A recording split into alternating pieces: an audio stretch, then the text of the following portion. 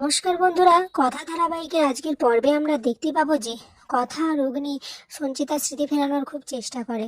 অগ্নি মাঝে মাঝে মনে করে যে মায়ের স্মৃতিকে আদৌ ফিরবে, তখন কথা ভাবলে মায়ের স্মৃতি কেন ফিরবে না, দেখবেন ঠিক মায়ের স্মৃতি ফিরবে। এরপর দেখা যায় অগ্নি সাগর দই বানানোর চেষ্টা করে।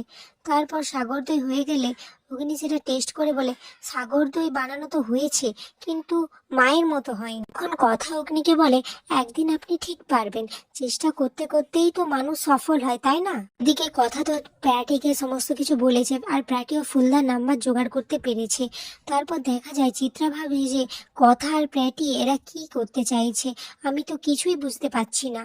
এরপর দেখা যায় প্র্যাটি কথাকে বলে, কথা তুমি কথা বলো। এরপর কথা যখন হ্যালো বলে কথা বলছেন, তখন মিস্টার রায়ের গলাটা কথা চিনতে পেরে যায়, কিন্তু কথা অতটাও খেয়াল করতে পারে না। আর মিস্টার রায় যে ফুলদা সেটা কথা বুঝতেও পারে না। এরপর মিস্টার রায় কথাকে বলে, বলুন কে বলছেন? তখন কথা বলে, আমরা গুড়ালে এসেছি, আপনি আমাকে ঠিক চিনতে পারবেন না, কিন্তু আপনি সঞ্চিতা বলে কি কাউকে চেনেন? তখন মিস্টার রায় বলে, হ্যাঁ চিনি তো, ও তো আমার পাশের বাড়িতে থাকতো। এরপর কথা বলে, তাহলে আপনি একবার গুড়ালে আসতে পারবেন ওনার সাথে দেখা করতে? তখন মিস্টার রায় বলে, হ্যাঁ চেষ্টা করব, আপনি যখন বলেছেন আমি অবশ্যই চেষ্টা করব। এরপর দেখা যায় কথা সঞ্চিতার সাথে কথা বলতে থাকে এবং বলে, আচ্ছা মা তোমার কেমন লাগছে? তখন সঞ্চিতা বলে, তোমরা পরিবারের সবাই রয়েছো, আমার ভালো লাগছে। তখন অগ্নি বলে, এরকম করে কেন বলছো? এই পরিবার সবার তোমার নিজের পরিবার। আজ হয়তো তোমার মনে পড়ছে না কিছুই, কিন্তু একদিন তো মনে পড়বেই। পর সবাই ঠাকুরের কাছে প্রার্থনা করতে থাকে।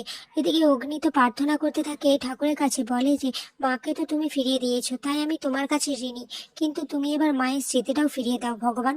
মা যে আমায় ভুলে গেছে, মা কাউকেই চিনতে পারছে না, মায়ের এরূপ যে আমি দেখতে পাচ্ছি না। এর মধ্যেই দেখা যায় যে উপর থেকে ছাদের কিছুটা অংশ ভেঙে পড়ার উপক্রম। এটা দেখে চিত্রা বলে, বা এটা তো আমি আগে লক্ষ্য করিনি, বেশ ভালোই হয়েছে। এদিকে কথা তো ওই চাঙড়টার নিচেই ছিল। এরপর চিত্রা বাঁশ দিয়ে চাঙড়টাকে আরো বেশি করে দিয়ে দেয়। দিকে যখন ছাদের অংশটা ভেঙে পড়তে যায়, সেটা সঞ্চিতা দেখে নেয় যে কথার মাথার উপর থেকে ছাদের অংশটা ভেঙে পড়তেছে। এরপর সে চিৎকার করে ওঠে, কথা মা বলে। তখনই অগ্নি কথাকে বাঁচিয়ে নেয়, কিন্তু সঞ্চিতা বাঁচাতে এসে সঞ্চিতার মাথায় ওই ভাঙা ইটের চাদরটা পড়ে যায়। সে অজ্ঞান হয়ে যায়। আর এদিকে কথা আর অগ্নি তো মা বলে চিৎকার করে ওঠে। ওখানে অগ্নি অঙ্কিত আর প্র্যাটিকে বলে, এখনই ডাক্তারকে খবর দে, মায়ের কিছু হবে না তো?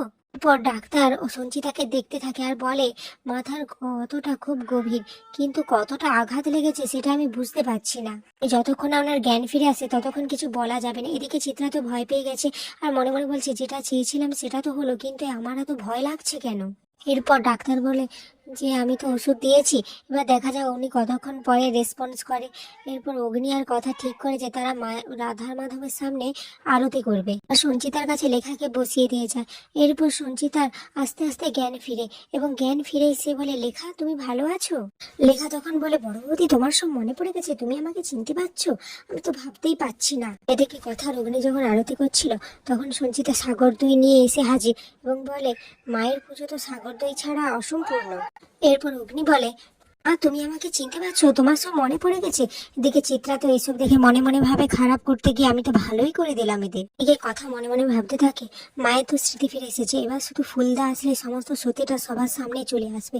কিন্তু আমার এটা ভেবে অবাক লাগছে যে আমরা এত চেষ্টা করার পরেও মায়ের স্মৃতি ফিরলো না, কিন্তু এমন অলৌকিক কাণ্ড ঘটলো যে এভাবে মায়ের স্মৃতি ফিরে এলো। ভাগ্যিস মায়ের বড় কিছু হয়নি। এদিকে কর্তা দাদু বলতে থাকে রেনুকে যে এবার আমাকে বড় বৌমার সাথে কথা বলতে হবে ওই বিষয়ে। এদিকে রেনু তো ভাবতে থাকে, সবে তো স্মৃতি ফিরলো, এর মধ্যে না বড় কিছু হয়ে যায়।